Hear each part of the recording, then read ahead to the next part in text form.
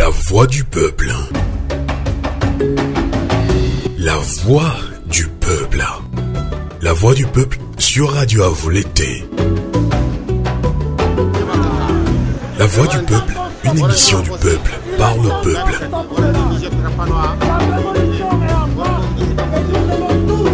Le peuple s'exprime à travers des interviews, analyses et débats sur l'actualité politique et le développement du Togo.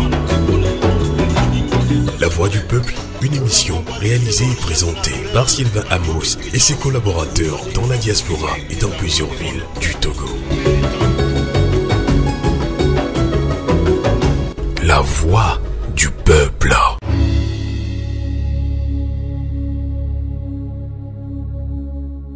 Bonsoir à toutes et à tous, merci de nous être fidèles sur le 3xcanalk.ch et sur Radio Avoleté, la voix de la résistance africaine. Bienvenue dans cette émission, Finis de l'Afrique et la voix du peuple. Révélation des coups d'État conditionnels en Afrique, nouvelle stratégie de confiscation du pouvoir politique. Eh bien, c'est avec stupéfaction et indignation que l'opinion publique africaine a accueilli la décision inédite du président Macky Sall d'annuler l'élection présidentielle qui, suivant le calendrier conditionnel sénégalais, devrait se tenir ce 25 février 2024. Pour rappel, après avoir échoué de modifier la constitution sénégalaise pour s'octroyer un troisième mandat à la tête de ce pays réputé pour la qualité de sa culture démocratique, Macky Sall annule et fait reporter la présidentielle qui devrait mettre un terme à son mandat de président de la République. À l'instar de Fonia Singbe au Togo et d'Alassane Ouattara en Côte d'Ivoire, le président sénégalais n'a pas hésité à modifier la constitution de son pays pour se maintenir au pouvoir. Des rumeurs insistants prêtent également à Patrice Talon du Bénin les mêmes velléités de modifier la constitution pour briguer et remporter un troisième mandat présidentiel à la tête du Bénin. Y a-t-il un point commun entre Fonia Singbe, Alassane Ouattara, Macky Sall et Patrice Talon? Eh bien, mes auditrices et auditeurs de Canal K de Radio Avoleté Amis panafricains, ces quatre dirigeants sont des membres très influents de la conférence des chefs d'État de la CEDEAO qui, sur la base de son protocole additionnel sur la démocratie et la bonne gouvernance, interdit pourtant tout tripatouillage de la condition visant à confisquer le pouvoir politique. Ces dirigeants seraient-ils sur le point de trouver une parade ou une antidote implacable au processus de démocratisation qu'ils prétendent recommander ou imposer par la force aux dirigeants des pays de l'AES, Alliance des États du Sahel? Très embarrassé par la décision indélicate prise par Macky Sall de prolonger son mandat en violation de la constitution sénégalaise, la commission de la CEDEAO, l'Union africaine, l'Union européenne, les États-Unis se sont juste contentés de formuler des inquiétudes sans pour autant dénoncer le coup d'État constitutionnel perpétré par Macky Sall qui a fait tout le contraire de ce qu'il a défendu comme valeur et principe avant d'arriver au pouvoir. Mieux, Macky Sall, Alassane Ouattara, Patrice Talon font partie de ces chefs d'État africains les plus virulents et belliqueux contre les pays de l'AES qui sont dirigés par des militaires suite à des coups d'État militaires. Quelle différence y a-t-il donc entre les militaires qui prennent le pouvoir par les armes sans effusion de sang et des civils qui violent la constitution et assassinent leurs concitoyens pour se maintenir au pouvoir? Outre la décision de Macky Sall de rabattre les cartes pour corriger ses propres erreurs de casting de candidats pour la présidentielle de février 2024, beaucoup d'observateurs de la vie politique africaine y voient une manœuvre guidée par le défi de la CEDEAO lors du retrait des pays de l'AES. Comment démêler les rumeurs des clameurs? Que recherche réellement Macky Sall en faisant prolonger d'une année son mandat à la tête du Sénégal en violation de la constitution du Sénégal? La violence policière que Macky Sall oppose actuellement au peuple sénégalais va-t-elle finir par triompher de la détermination populaire et restaurer l'ordre constitutionnel? Quelle crédibilité ces auteurs de coups d'État constitutionnels pourraient-ils encore prétendre avoir vis-à-vis des auteurs de coups d'État militaires qui semblent mieux travailler à la conquête de la souveraineté politique et économique des pays de l'AES dont ils assurent la transition politique? Quel enseignement les peuples africains peuvent-ils tirer de cette prolifération de coups d'État civils qui consiste à modifier la constitution pour se maintenir au pouvoir contre la volonté de leur population? Et bien, amis panafricains de Radio Canal K et de Radio Avouleté, voici quelques-unes des questions qui agitent les opinions publiques africaines actuellement et qui feront également l'objet de débats panafricains de ce soir. Merci de votre fidélité sur le 3xcanalk.ch et sur Radio Avouleté, la voix de la résistance africaine.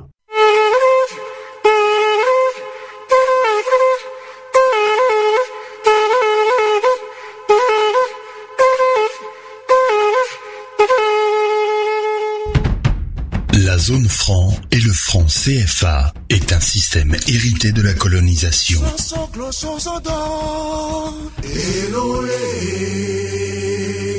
Le franc CFA freine le développement de l'Afrique. Il est aussi un outil de contrôle politique et économique sur les pays africains de la zone franc.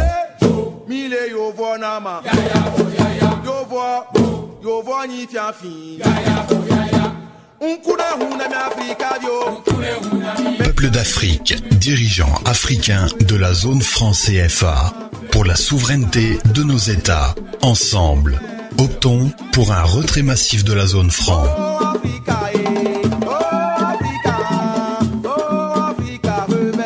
Ensemble et solidaires, nous y parviendrons.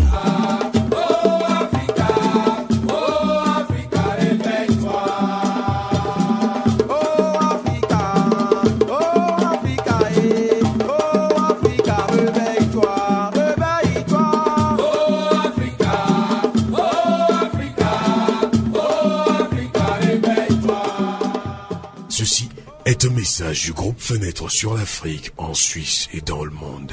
Radio Avouleté, l'esprit patriotique.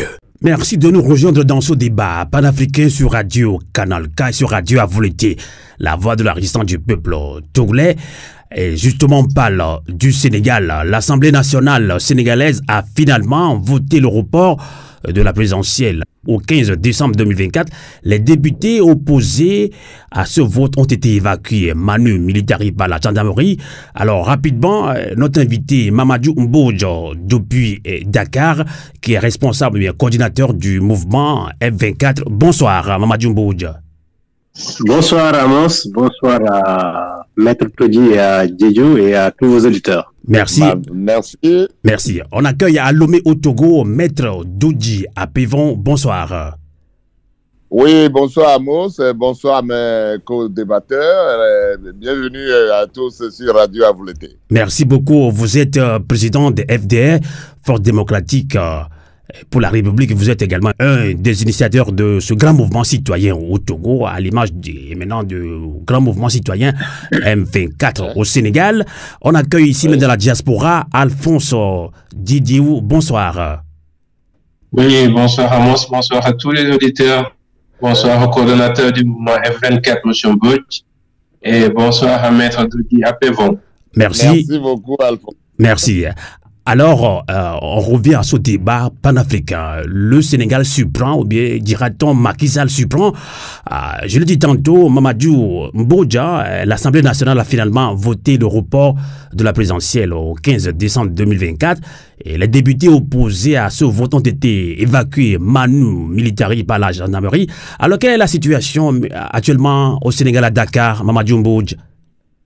On vit une situation relativement tendue parce que ce que vous venez de dire a tellement choqué les Sénégalais que, évidemment, on est là en attente de mouvement. À tout moment, ça peut éclater. Donc, il y a une marche qui est prévue dans l'après-midi. Et donc, aujourd'hui, tout est possible dans ce pays-là parce qu'il y a une insatisfaction générale et avec la dictature qui règne au Sénégal, et vous dites on a reporté, non, on a allongé, on a prorogé le mandat du président de la République. C'est ça la bonne lecture. On a prorogé, donc il est dans son 3e mandat pratiquement, comme il l'avait voulu. Il est en train de changer les choses et donc de manière insidieuse se donner un mandat de 6 mois, d'1 an, et puis peut-être encore plus et encore plus. Donc voilà une situation très, très tendue, des frustrations très, très grandes dans ce pays-là du Sénégal. D'accord. Alors, Mamadou Mbodj, je le disais tantôt, vous êtes coordinateur de ce grand mouvement F24 qui regroupe société civile et partis politiques. Alors, est-ce que cette situation n'était pas prévisible, Mamadou Mbodj? Ben ouais, c'était prévisible. D'ailleurs, on a alerté. Depuis plusieurs semaines, on a alerté. On a dit attention, attention, ce gars va reporter. Même avant, quand il a fini de dire je renonce à mon mandat, qu'est-ce qu'il a dit? Il n'a pas dit conformément aux dispositions de la Constitution. Il a dit selon mon code d'honneur, j'avais le droit. Donc, comme si, évidemment, il indiquait la voie que lui, à tout moment, il peut renoncer justement à cette renonciation pour chercher un troisième mandat. Donc c'est clair, on a vu venir, on a alerté, donc on a vu les manigances. Et depuis que maintenant le Conseil constitutionnel a validé la candidature de Diomaye Faye qui était prévue dans leur schéma et que Karim Wade a été du coup également éliminé, ils ont trouvé un alibi fallacieux, saugrenu, justement pour faire ce coup d'État constitutionnel pour accomplir une forfaiture, évidemment, qui était déjà dans le lit des actes qu'ils ont posés de plusieurs semaines. Alors, avant de relancer Alphonse Didiou, responsable communication PASTEF Belgique et Luxembourg, alors Mamadou Mbodj, vous êtes au Sénégal, justement, on veut avoir des informations. Alors, vous avez dit que il y a des troubles actuellement. Le peuple est très, très fâché, très remonté, on l'a vu. Alors, si la situation était prévisible, alors quelle sera la suite, selon vous, Mamadou Mbodj? Mais la suite, c'est d'abord une meilleure organisation, parce que c'est vrai que on a conçu F24 en un très grand fond pour s'opposer au troisième mandat, mais ensuite, quelque part, les choses sont plus ou moins effritées. Donc les rangs se sont desserrés parce qu'il y en avait qui ne se battaient que pour le troisième mandat. Les gens ont baissé la garde, et donc ce qui fait qu'il faut reconstituer sur de nouvelles bases les formes de la résistance. Aujourd'hui, on est en train de travailler. La société civile s'est reconstituée hier. Ils sont en train d'appeler les centrales syndicales. Ils sont en train de mobiliser, en tout cas, le maximum d'organisations de la société civile. Et donc, les partis politiques, en tout cas, vont également se réorganiser pour qu'ensemble, qu'on puisse mener le combat qui peut être de courte ou de longue durée. Mais c'est un combat qui ne peut pas aller au-delà du 3 avril. Parce que de toutes les manières, le 3 avril, M. Macky Sall n'est plus président de la République. Donc, il faut, pendant ce temps-là, s'organiser, se battre. Il y a trop de prisonniers politiques. Et si possible, relancer tout de suite le calendrier électoral. Parce que ça, c'est le premier combat. On a encore quelques jours pour mener le combat pour que le calendrier électoral soit poursuivi. Maintenant, si on ne réussit pas cela, il faudra se donner comme échéance le 3 avril. Et qu'avant cela, tous les combats seront menés. D'ici 2 mois, je crois que le pays sera très, très troublé parce que les gens ne se laisseront pas faire. Il n'est pas question, justement, qu'on laisse M. Macky Sall continuer à nous en imposer sur la base de prétextes fallacieux, sur la base de répression et sur la base de manipulation. D'accord. Donc, les gens sont debout, tout le monde est fâché et les gens sont en train de s'organiser pour faire face. D'accord. Alors, Alphonse Didiou, depuis Luxembourg ou Belgique, je rappelle que vous êtes responsable communication PASTEF, parti politique de l'opposant Ousmane Sonko, dont vous êtes entre Belgique et Luxembourg. Et justement, c'est la première fois depuis 1963 qu'un président sénégalais tente de reporter une élection présidentielle. Alors, selon Macky Sall, le processus électoral est vicié et comporte beaucoup d'irrégularités. Mais à Alphonse Didiou, il semble que ces arguments ne convainquent pas l'ensemble de l'opposition et le peuple sénégalais. Oui, il est étonnant de constater que Macky Sall se réveille le 3 février 2024 pour se rendre compte que le processus électoral comporte des failles. Le même processus électoral qui lui a permis d'être élu en 2019 et qu'il a reconduit presque intact, à part quelques variations en 2024, jusqu'au moment où il se rend compte que son candidat est en perte de vitesse et que le candidat Bassirou Diomaye Faye avait toutes ses chances pour gagner cette élection présidentielle, et Macky Sall se réveille et se rend compte que le processus électoral n'est pas tout à fait inclusif et qui va convoquer un soi-disant dialogue national pour mettre en place un processus beaucoup plus transparent, beaucoup plus inclusif. Je ne pense pas qu'il y ait un seul Sénégalais qui le croit, si ce n'est une posture partisane.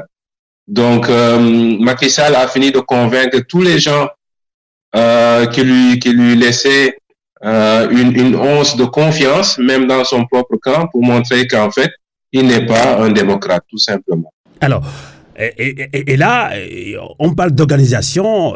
Mamadou Mbod l'a dit que cette situation était prévisible. Alors, au niveau de PASTEF, comment va se faire cette mobilisation maintenant? Oui, je pense que cette question dépasse largement le cadre politique d'un parti politique comme PASTEF.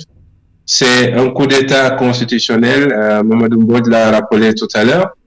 Et donc, dans ce cas de figure, ce n'est pas un combat qui incombe à un seul parti politique ou au seul parti politique, mais c'est un combat de toute la nation sénégalaise, notamment la jeunesse sénégalaise, qui doit pas laisser son avenir pris en otage par un apprenti dictateur comme Macky Sall. Je pense que l'appel qui a été fait par tous les partis d'opposition et par des syndicats et d'autres structures de la société civile, c'est un appel à la résistance pour ne pas laisser passer cette forfaiture, tout simplement. D'accord. On va retrouver Maître Dodia Pevon depuis Lomé. Je rappelle qu'il est président de FDR, Force démocratique pour la République, l'initiateur de GMC, Grand Mouvement Citoyen Panafricain, d'ailleurs, dans ce débat panafricain. Alors, Maître Dodia Pevon, vous avez suivi nos deux invités sénégalais, Mamadou Mbod depuis Dakar et Dialeng Didiou dans la diaspora sénégalaise ici. Alors, Maître Dodia Pevon, à l'instar de Faure Gnassingbé au Togo, Alassane Ouattara en Côte d'Ivoire, le président sénégalais Macky Sall n'a pas hésité à modifier la condition de son pays pour justement se maintenir au pouvoir. Des rumeurs insistantes prêtent également à Patrice Talon les mêmes velléités de modifier la condition pour briguer et remporter un troisième mandat présidentiel à la tête du Bénin. Ce sont des rumeurs, mais alors, y a-t-il un point commun entre Faure Gnassingbé, Alassane Ouattara, Macky Sall et Patrice Talon, selon vous, Maître Dodia Pevon? Oui, mais avant de dire s'il y a un point commun ou non, vous savez, moi je parlerai de la situation que je connais la mieux, c'est la nôtre. Nous savons que nous vivons dans une dictature implacable depuis des décennies. Et nous cherchons à nous en défaire. Et il y a eu des mouvements ici à plusieurs occasions, mais on n'a pas réussi à trouver la solution. Et des pays comme le Sénégal, que nous considérons comme une bastion de la démocratie, constitue véritablement de l'espoir pour nous. Que lorsque la démocratie tient la route dans ces pays-là, demain, les pays qui résistent à cette démocratie-là finiront par tomber aussi. Mais lorsque ces bastions-là, le temple de la démocratie commence à vaciller, eux aussi, nous sommes inquiets. Nous sommes inquiets parce que lorsque nous avons vu le président Macky Sall depuis un moment avec cette velléité de liquider la démocratie au Sénégal, nous avons commencé à nous poser véritablement des questions. Lorsqu'il a pris la décision de mettre en prison Ousmane Sanko, il a pris la décision de... Mais non, c'est-à-dire qu'il y a des signes précurseurs depuis un moment qui alertent. Lorsqu'il a modifié la Constitution, comme nous d'ailleurs au Togo, nous sommes des habitués, hein, on est des habitués de modification de Constitution. C'est nous, lorsqu'il a modifié la Constitution, parce qu'il caressait le rêve de faire plus d'années au pouvoir que ce que la Constitution avait prévu, on a dit, mais qu'est-ce qui lui est arrivé? Surtout que, et ce qui nous tracasse le plus, c'est des gens qui ont peut-être fait semblant de dire qu'ils sont de l'opposition pendant des années et qui viennent au pouvoir et qui deviennent plus dictateurs que ceux qu'ils ont combattus hier. Mais c'est quelque chose d'innommable. Alors, il a tenté de modifier la Constitution, se maintenir. La pression populaire l'a obligé à reculer et il a désigné un dauphin On a la date pour aller à des élections, on a fixé, c'est-à-dire qu'un décret a convoqué le corps électoral, et tout à coup, patatras, il dit non, il annule ce décret, il décide, et puis il convoque l'Assemblée. Mais si le président décide, lui, tout seul, que, moi, je mets un terme à l'élection, mais ce que l'Assemblée a fait là, c'est du cinéma. Tout ça là, c'est Macky Sall qui a décidé tout seul de mettre un terme à cette élection. Et c'est tellement inquiétant. Et c'est vrai, vous avez parlé de la Côte d'Ivoire. Oui, il y a eu modification. Alassane Ouattara avait changé aussi un défunt par 2 fois. Et bien après, il est revenu. Alors, je ne sais pas. Celui qui est notre voisin d'à côté ici, Patrice Talon, a donné plusieurs fois des garanties qu'il ne modifiera pas la Constitution. Mais tout ce qui se passe en Afrique ne donne aucune sécurité juridique à qui que ce soit. Alors, j'ai écouté tout à l'heure mon ami Mbodj. Et oui, dans cette situation-là, c'est les peuples eux-mêmes à l'intérieur qui doivent se mobiliser pour dire non à la forfaiture. Parce que ce que fait aujourd'hui Macky Sall, c'est une véritable forfaiture. C'est se moquer des populations. Ce n'est pas possible qu'on mette indéfiniment nos peuples en danger par la volonté d'un seul individu qui vient et dit, pas pour mes intérêts, pour les intérêts de mon clan, moi je liquide tout ce que les populations ont acquis de haute lutte. Et puis, parce que je veux me maintenir au pouvoir. Il y a quelque chose de dangereux. C'est pour ça que ce débat-là ne peut plus être un débat d'un seul pays. Sénégal. D'un parti politique. Pardon? Ça ne peut pas être un débat d'un parti politique, c'est ça? Non, je ne parle pas seulement de les partis politiques, les organisations de la société civile doivent se mobiliser au Sénégal. Mais au moment où ça arrive aux Sénégalais, tous les autres pays qui aspirent au changement à la démocratie doivent se mobiliser aux côtés de... Ça devient un débat panafricain, comme je viens de le dire. La population, dans leur ensemble, doit se mobiliser dans tous les pays. Lorsqu'une situation comme ça, anormale, incongrue, arrive dans un pays, il faut sentir justement de la mobilisation partout pour qu'on puisse nous défaire de ces dictateurs-là qui croient que ils ont la même mise, ils ont un droit de vie ou de mort sur nous tous. Ce n'est pas possible. D'accord. Ce n'est pas possible. Alors, Mamadou Mbodj, depuis Dakar, vous avez le soutien du GMC, grand mouvement citoyen, initié donc par Maître Dodi Apevon, que vous avez écouté tout à l'heure en ligne depuis Lomé. Alors, Mamadou Mbodj, selon Macky Sall, je viens de poser la même question à Alphonse Didiou. Justement, Macky Sall, pour lui, le processus électoral est vicié, compte beaucoup d'irrégularités. Ce sont les arguments avancés. Mais il semble que ces arguments ne convainquent pas l'ensemble de l'opposition, ni le peuple sénégalais. Mamadou Mbodj. Mais oui, je vais dire à la suite de Toji d'abord qu'il faut lancer le mot d'ordre. Population d'Afrique, unissez-vous et combattez ensemble. Il faut que le combat soit effectivement totalement africain, qu'on se mette et qu'on se soutienne mutuellement à tout point de vue. Maintenant, les arguments de Macky Sall, évidemment, c'est des arguties. Il ne s'agit même pas d'arguments, c'est des arguties. Parce que il a créé de manière factice des débordement dans le processus électoral. Nous, on a dit depuis plusieurs mois qu'en amont, Macky Sall est en train de saboter le processus électoral. Depuis le départ, depuis les inscriptions, il était en train de fabriquer, en fait, une victoire technique. Et il a saboté, donc il a créé les conditions pour une victoire de son camp. Alors, Mamadou Mbodj, je ne vous coupe pas. Alors, si Macky Sall dit, c'est lui le président de la République au Sénégal, dit que le processus électoral est vicié, mais qui gère le processus d'abord? Donc, s'il dit ça, est-ce que ce n'est pas pour aussi revoir tout ce qui ne va pas par rapport à la transparence des élections en Afrique, notamment au Sénégal? Mais oui, bien sûr, parce que, comme j'ai dit, Macky Sall, en 2019, a été réélu contre 4 adversaires qui n'ont pas reconnu sa victoire.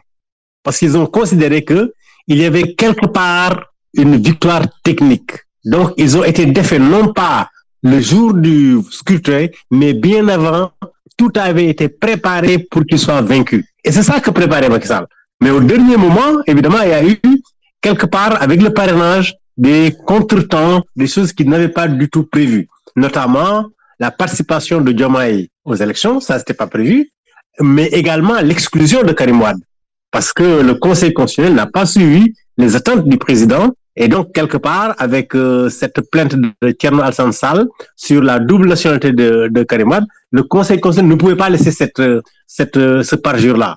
Et donc, il y a eu des grains de sable dans sa machine électorale, machine de fraude électorale. Et tout de suite, il s'est rendu compte qu'il ne pouvait pas gagner les élections devant Diomaye en l'absence de Karim, etc. Donc, il a rétropédalé pour chercher des arguties. Parce que lorsque le PDS a lancé sa campagne, c'était une campagne pour que Karim Wade puisse justement participer. Et M. Karim Wade ne pouvait pas participer parce qu'il a fait un parjure. On aurait même pu aller plus loin, parce que M. Karim Wade, quand même, doit 138 milliards au gouvernement de Macky Sall. C'est le gouvernement de Macky Sall qui a décrété que M. Karim Wade doit au Sénégal 138 milliards. Donc, on a laissé cela pour persévérer. Les gens n'ont rien dit. Au dernier moment, évidemment, il commet des erreurs et il fait un parjure. À partir de ce moment-là, c'est lui qui se sort lui-même. Mais Macky Sall, considérant cela, a appuyé cette revendication fantaisiste du PDS et donc a appuyé maintenant d'un supposé soupçon de corruption sur les juges qui accuse M. Amadouba, le premier ministre candidat désigné par M. Macky Sall. Ce qui veut dire que quelque part, M. Macky Sall est en train de désapprouver son propre candidat. Et ce sont ces choses-là qui font que, ensemble, étant donné que M. Amadouba n'a pas de chance de gagner, M. Amadouba n'a pas le consensus dans son propre camp et même à l'hostilité de membres proches de Macky Sall, évidemment, M. Macky Sall a voulu justement se servir d'un prétexte fallacieux pour arrêter ce processus, donc annuler l'élection présidentielle et justement se donner un mandat de trop. Ces arguments-là, ces arguties-là ne tiennent pas. Personne, évidemment, n'est d'accord avec cela parce que tout le monde comprend que c'est un mécanisme fou, cousu de fil blanc. C'est vraiment un leurre, c'est vraiment de la manipulation, c'est vraiment une gouvernance de voie de fait. D'accord. Alors, Mamadou Mbodja, une dernière question pour vous libérer en ligne depuis Dakar au Sénégal, où des troubles sont un peu partout. Vous l'avez dit, la population est très remontée, très en colère. Alors, très embarrassée par la décision indélicate prise par Macky Sall de prolonger son mandat en violation de la constitution sénégalaise. La commission de la CEDEAO, l'Union africaine, l'Union européenne, les États-Unis se sont juste contentés de formuler des inquiétudes sans pour autant dénoncer le coup d'État constitutionnel perpétré par Macky Sall. Et Macky Sall d'ailleurs qui a fait tout le contraire de ce qu'il a défendu comme valeur et principe avant d'arriver au pouvoir. Alors, Mamadou Mbodja, quel sera votre message à l'endroit du peuple sénégalais et des peuples africains, puisque la sous-région ouest africaine aussi, c'est pas la première fois qu'un chef d'État tente de modifier la constitution à l'approche des élections présidentielles. Il faut d'abord dire que F24 a regretté et condamné l'attitude de la CEDEAO et de presque tous les partenaires extérieurs. Donc, parce qu'il y a un silence complice et coupable par rapport à un coup d'État constitutionnel. Parce qu'un coup d'État constitutionnel, c'est pire qu'un coup d'État militaire. Il s'agit de juste ce qui est visible et immédiatement condamnable avec ce qui est insidieux, ce qui est subtil. Et donc, c'est encore plus grave parce que c'est plus pernicieux. Donc, nous dénonçons l'attitude passive, pacifique et complice de la CEDEAO et donc de tous les pays occidentaux. Maintenant, les peuples africains, je crois, le réveil a sonné. La jeunesse africaine est debout et aujourd'hui, certains disent en Wolof que Sonko tal na xel yi. Donc, Sonko a éveillé la jeunesse sénégalaise et la jeunesse africaine est en train de s'éveiller avec tout ce mouvement panafricaniste qui veut évidemment l'instauration d'une souveraineté des peuples africains. Et cette souveraineté, elle est là, ça doit se conjuguer au présent. On est actuellement capable de le prendre totalement en charge. Il ne faut pas que des Occidentaux ou des piliers de l'Occident se mettent encore sur notre dos et à vivre et à faire vivre l'Occident sur notre dos. Donc le temps du réveil est arrivé. Il faut qu'on soit ensemble. Il faut que la mobilisation soit totale, soit unitaire, soit consciente, intelligente et stratégique. À partir du moment où on utilise correctement notre intelligence, je crois qu'on peut réussir à faire bouger les lignes. Tout à fait. En tout cas, merci beaucoup, Mamadou Mbodja. Merci de nous avoir accompagnés en ligne depuis Dakar. Vous l'avez dit, la mobilisation, là, on la sent un peu partout au Sénégal, surtout à Dakar. Je rappelle que vous êtes coordinateur du grand mouvement citoyen F24 qui regroupe société civile et partis politiques. Merci, Mamadou Mbodja, et à très bientôt. Bonsoir. Merci, à bientôt. Radio à vous l'été. La voix de la résistance africaine. Et on continue ce débat avec nos invités, Maître Dodi Apevon, des FDR depuis Lomé au Togo. Alors, vous avez suivi nos invités sénégalais, la mobilisation, rien que la mobilisation. Mais justement, après ce qui se passe maintenant au Sénégal, quelle crédibilité, Maître Apevon, ces auteurs de coups d'État constitutionnels pourraient-ils encore prétendre avoir vis-à-vis des auteurs des coups d'État militaires et qui semblent justement mieux travailler à la conquête de la souveraineté politique et économique des pays justement de l'AES dont il assure la transition politique. Et Maître Dodi Apevon. Oui, mais vous avez posé une question tout à l'heure à notre ami Mbodj. Il a été très clair par rapport à la CEDEAO, l'Union africaine et compagnie qui disent avoir pris acte de ce qui est arrivé. Non, mais aujourd'hui, la CEDEAO a perdu toute crédibilité parce que pendant longtemps, elle a fermé les yeux sur les coups d'État institutionnels, constitutionnels, les coups d'État électoraux. Alors, une institution qui doit veiller justement à la régularité des élections dans les pays, elle ne le fait pas, laisse les choses passer, et lorsqu'il y a un coup d'État constitutionnel, un coup d'État militaire, la même CEDEAO surgit, intervient et dit que, ah oui, non, ce n'est pas normal, il n'y a plus de coup d'État et tout ça. Donc, la CEDEAO n'est plus crédible. On croit que ce qui est arrivé au Mali, ce qui est en train d'arriver au Burkina, au Niger, avec le retrait, la décision de ces pays-là de se retirer de la CEDEAO, mais on aurait pu croire que le reliquat aujourd'hui de la CEDEAO allait prendre les dispositions nécessaires pour redorer son blason, retrouver peut-être le terrain perdu à travers le refus pour ceux qui encore restent dans ces CEDEAO-là de ne plus se comporter comme ils l'ont fait dans le passé. Éviter que les chefs d'État constituent entre des syndicats, un syndicat, pour se protéger mutuellement. On croyait que la CEDEAO allait redorer son blason. Mais lorsque Macky Sall, qui a dit à la face du monde entier que parce que j'ai tenté de forcer mon destin, ça n'a pas passé, je ne me présente plus aux élections, a choisi un dauphin, un candidat qui s'est pratiquement lancé dans la campagne électorale. Et avec une date de l'élection présidentielle connue de tout le monde. Et parce qu'ils ont constaté aujourd'hui sur le terrain que leur candidat ne peut plus passer, mais que Macky Sall décide d'arrêter le processus électoral et pour parler de crise, de ceci, de cela. Mais c'est du n'importe quoi. Donc pour vous, Maître Dodi Apevon, la CEDEAO est en train de cautionner l'acte que pose Macky Sall. Mais c'est tellement clair, c'est tellement apparent.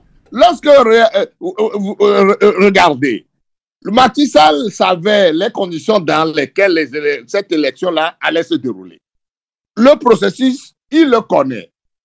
Et c'est en fonction du processus, ce que la CENI, tous les organes intervenant dans le processus ont fait, il a pris un décret pour convoquer le corps électoral.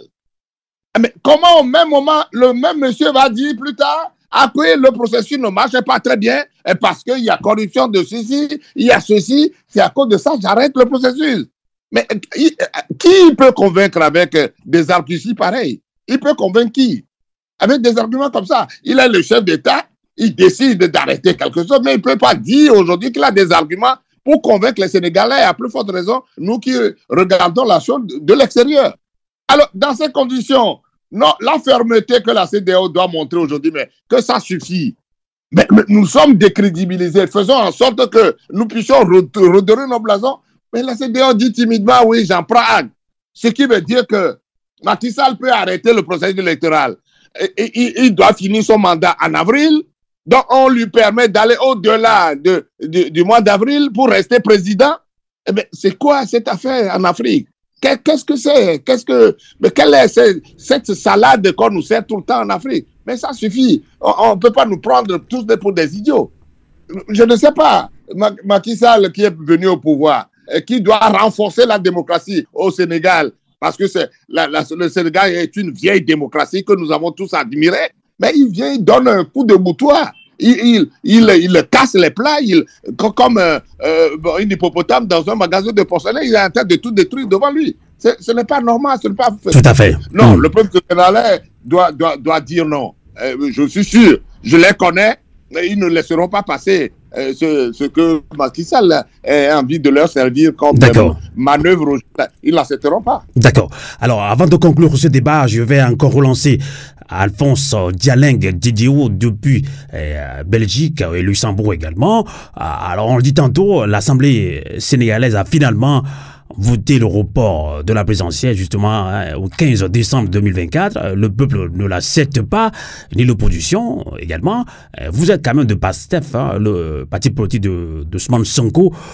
Et là, on a vu à l'Assemblée nationale, les députés qui se sont opposés à ce vote ont été évacués manu militari par la gendarmerie. Là, on sent encore la force, encore au Sénégal.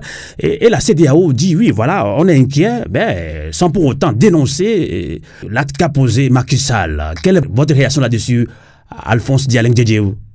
Oui, d'abord, je pense que la CEDEAO doit être une CEDEAO des peuples. Il faut qu'on arrête d'avoir une CEDEAO, un club de présidents qui se défend entre eux. Il faut qu'on va vers une CEDEAO des peuples. Nous sommes tous pour une intégration réussie des peuples de l'Afrique de l'Ouest.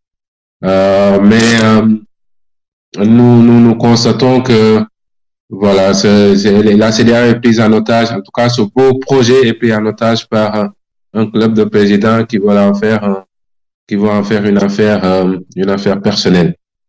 Je dois dire que l'Assemblée a voté une loi sans débat.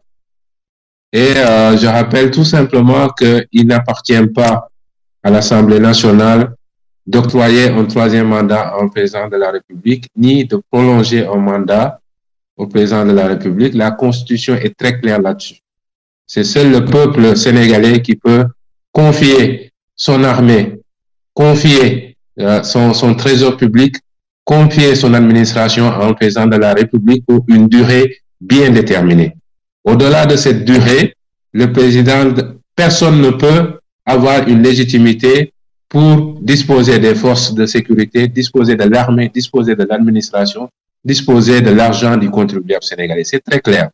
Donc, cette loi est complètement anticonstitutionnelle et la Constitution dit que seul le Conseil constitutionnel est habilité à revoir un calendrier électoral et en l'espèce, ce n'est pas le cas.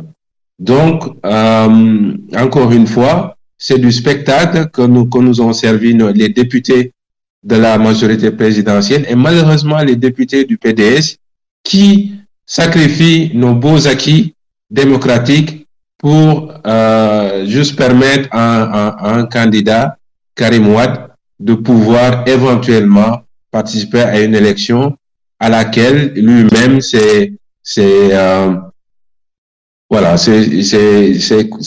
mis en dehors en parjurant et en n'arrivant pas à prouver qu'il était de nationalité exclusivement sénégalaise.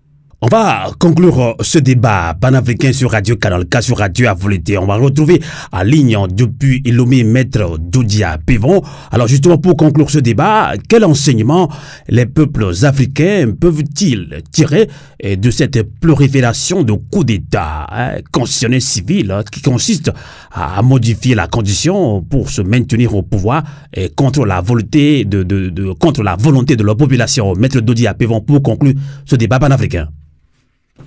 Oui, mais c'est-à-dire que ce que je voudrais dire pour en guise de conclusion, c'est que nous avons décidé à un moment donné d'entrer en démocratie. Parce que nous ne trouvons pas pour le moment une formule meilleure que ce que nous faisons. Mais si c'est ce que nous avons décidé tous de faire, consacré par une constitution que nous sommes donnée, mais tout le monde, chef d'État y compris ministre, quel que soit ce que tu as, ton grade, ton rang, tout le monde doit se plier à la constitution. Si nous voulons demain que nos pays prospèrent, que nos pays se développent, nos pays aillent de l'avant et qu'il y ait de la paix dans nos pays, tout le monde doit savoir que nul n'est au-dessus de la loi. Nul n'est au-dessus de la loi. Même tu es chef d'État, tu n'es pas au-dessus de la loi. Alors, c'est ce respect de la loi, ce respect rigoureux, strict de la loi qui fera demain que nos pays vont avancer et se développer. Mais lorsque la Constitution est là et qu'un bon matin, un chef d'État se lève parce que ce qui se passe ne lui plaît plus, ses intérêts sont menacés, son clan est menacé, il décide, en dépit de la Constitution, des dispositions claires de la Constitution, il décide de faire autre chose en se mettant la Constitution à dos, c'est-à-dire que ça devient quelque chose de dangereux pour tout le monde. On parle aujourd'hui de djihadisme, d'extrémisme violent, mais ce qu'ils sont en train de faire est plus dangereux que l'extrémisme violent. Parce qu'ils poussent les populations vers quelque chose d'indescriptible. Ils mettent nos pays en danger permanemment. Ils mettent, à cause de leurs intérêts, ils mettent nos pays permanemment en danger. Alors, quel est l'amour propre qu'ils ont pour ces pays-là qu'ils prétendent diriger? Quel amour propre ils ont pour l'avenir de la jeunesse de ces pays-là lorsqu'ils foutent le bordel à tout moment? Le Sénégal a passé combien de mois de contestation dans la rue? Mais le temps qu'ils ont passé à faire ceci et cela, à cause de Macky Sall, ils pouvaient utiliser ce temps-là à aller travailler. On pouvait mettre la jeunesse au travail, gagner de l'argent, faire développer le pays, faire prospérer le pays. Mais créer artificiellement une crise à cause d'un intérêt personnel, mais c'est quelque chose qui retarde énormément nos pays. Alors, la jeunesse, comme on l'a dit tout à l'heure, Maud l'a dit, mais la jeunesse africaine de tous nos pays doit prendre conscience. La jeunesse doit prendre conscience du danger que nous courons tous en laissant des dictateurs comme ça à la tête de nos pays. C'est pour ça que nous devons nous mobiliser. Nous devons nous réinventer. Nous devons nous réorganiser. Et nous réinventer, c'est faire en sorte que nous puissions nous tendre la main et savoir où se trouvent les intérêts des populations. Comment nous mettre ensemble pour fédérer nos énergies. Ce qui se passe au Sénégal aujourd'hui, ils n'arriveront jamais à bout de cette forfaiture-là si les pays, les partis politiques, sociétés civiles se mettent chacun de son côté pour dire « Ah oui, moi je dis ceci, je ne vais pas faire ceci avec celui-là, je ne vais pas bouger, je ne vais pas coopérer avec lui. » Ils n'y arriveront pas. Ce n'est que dans la solidarité que les Sénégalais sortiront la tête haute face à Macky Sall. Et c'est le même message que j'adresse à tout le monde. Même au Togo ici, nous connaissons une situation plus difficile que le Sénégal. Alors, pour arriver à bout de cette situation difficile que nous vivons au Togo, ce n'est que par la solidarité. Que quelqu'un t'a insulté hier, que quelqu'un t'a frustré hier. Mais il y a un moment où on enterre la rage de guerre. On enterre la rage de guerre pour dire, ça suffit. Nous sommes fait la guerre hier, mais à cause de l'intérêt du pays qui est en train de sombrer, arrêtons tout cela. Remettons-nous ensemble, réfléchissons, traçons-nous une voie pour nous libérer de la dictature. Et si ce message n'est pas compris, nous allons passer des années à tourner en rond et ça ne marchera jamais. Ça, c'est le message fort que moi j'adresse à tout le monde. Pas seulement aux responsables des politiques, aux responsables des organisations de la société civile, mais aux populations elles-mêmes. Cessons de faire nos commérages, cessons de faire de la gaminerie sur les réseaux sociaux en racontant du n'importe quoi tous les jours. Revenons aux réalités, posons les vrais problèmes et trouvons des solutions à ces problèmes-là. Quel que soit ce qui est arrivé hier, tournons la page et allons de l'avant. Voilà le message que moi je vais adresser à tous. Oui. Merci beaucoup, Maître Dodi Abevon. Je rappelle à nos amis panafricains dans ce débat sur Radio Canal K, sur Radio Avouleté, que vous êtes président de FDR, Force démocratique pour la République. Merci de nous avoir accompagnés en ligne depuis Lomé. Je rappelle que vous êtes également un membre influent de ce grand mouvement citoyen GMC. Alors, merci et bonsoir, Maître Dodi Abevon. Merci, Amos. On retrouve également Alphonse Didier-O, notre invité sénégalais dans la diaspora. Alors justement, Alphonse, on voit qu'il y a une mobilisation. Mamadou Mbodja, qui est le coordinateur du grand mouvement citoyen F24, à Dakar, l'a réitéré dans cette émission. Alors, on peut se poser la question, la violence policière que Macky Sall oppose actuellement au peuple sénégalais va-t-elle finir par triompher de la détermination populaire à restaurer l'ordre constitutionnel? Alors que direz-vous aux Sénégalais et aux peuples africains pour conclure ce débat panafricain? Alphonse Dialeng. L'heure était la mobilisation. C'est une question de survie nationale. C'est une question de dignité nationale. Donc, nous avons l'obligation tous de résister, que l'on soit au Sénégal ou en dehors du Sénégal. Que l'on soit jeune, que l'on soit vieux, que l'on soit femme, que l'on soit homme, nous avons le devoir, face à l'histoire, de résister à cette forfaiture-là.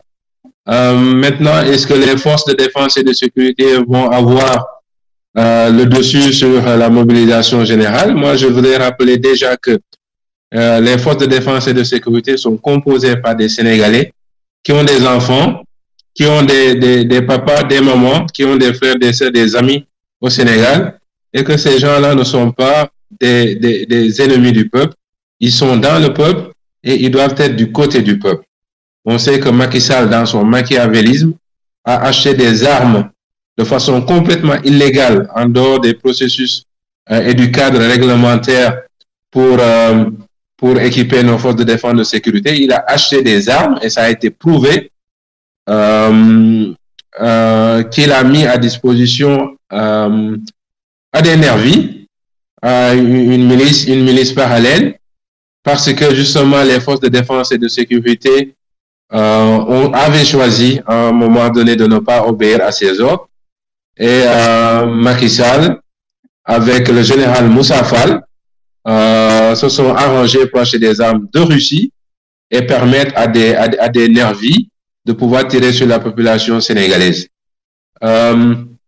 J'ose espérer, en tout cas, que nos forces de défense et de sécurité vont être fidèles à la tradition républicaine qu'ils ont et ne pas s'arranger du côté du dictateur pour réprimer leur peuple, mais qu'à un moment donné, surtout après le 2 avril 2024, où Macky Sall n'aura aucune légitimité, voilà, se mettront du côté du peuple pour que l'arbitraire ne s'éternise pas au Sénégal, pour que l'arbitraire ne s'installe pas durablement au Sénégal. En tout cas, merci infiniment Alphonse Dialeng Didio. Je rappelle que vous êtes responsable communication PASTEF, parti politique dirigé donc par le grand opposant, le grand panafricain Ousmane Sonko. Vous êtes responsable communication de PASTEF Belgique et Luxembourg. Merci d'avoir participé à ce grand débat panafricain sur Canal K, sur Radio Avouleté. Et ainsi prend fin ce débat. Merci de l'avoir suivi. Et la résistance continue, comme l'a dit, on le dit souvent, hein, Thomas Sankara l'a dit, que l'esclave qui n'est pas capable d'assumer sa révolte ne mérite pas que l'on s'apitoie sur son sort. Cet esclave répondra seul de son malheur s'il se fait des illusions sur la condescendance d'un maître suspect qui prétend l'affranchir. Et Thomas Sankara a franchi en disant que seule la lutte libère. Novio Avouleté. Koukoulé, Tétinta, Keleketanie, comme on le dit en Bambara au Mali, la lutte continue. Bonsoir et bonsoir. Radio Avouleté, l'esprit patriotique. Oh